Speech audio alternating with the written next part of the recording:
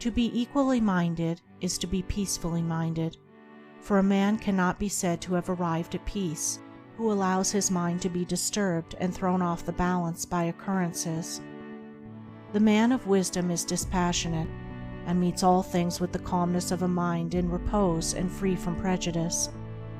He is not a partisan, but having put away passion, and is always at peace with himself and the world, not taking sides nor defending himself, but sympathizing with all.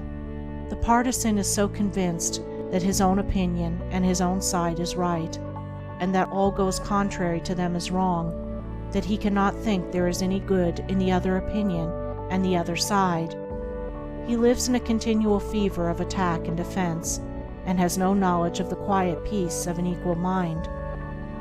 The equal-minded man watches himself in order to check and overcome even the appearance of passion and prejudice in his mind, and by so doing he develops sympathy for others, and comes to understand their position and particular state of mind.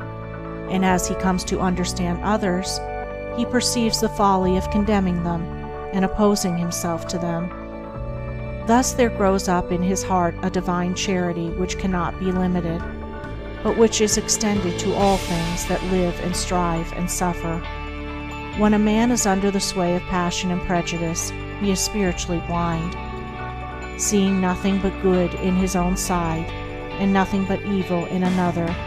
He cannot see anything as it really is, not even his own side, and not understanding himself, he cannot understand the hearts of others, and thinks it is right that he should condemn them. Thus there grows up in his heart a dark hatred for those who refuse to see him and who condemn him in return. He becomes separated from his fellow man, and confines himself to a narrow torture chamber of his own making. Sweet and peaceful are the days of the equal-minded man, fruitful in good, and rich in manifold blessings. Guided by wisdom, he avoids those pathways which lead down to hatred and sorrow and pain, and takes those which lead up to love and peace and bliss. The occurrences of life do not trouble him, nor does he grieve over those things which are regarded by mankind as grievous, but which must befall all men in the ordinary course of nature. He is neither elated by success nor cast down by failure. He sees the events of his life arranged in their proper proportions, and can find no room for selfish wishes or vain regrets, for vain anticipations and childish disappointments. And how is this equal-mindedness, this blessed state of mind and life, acquired?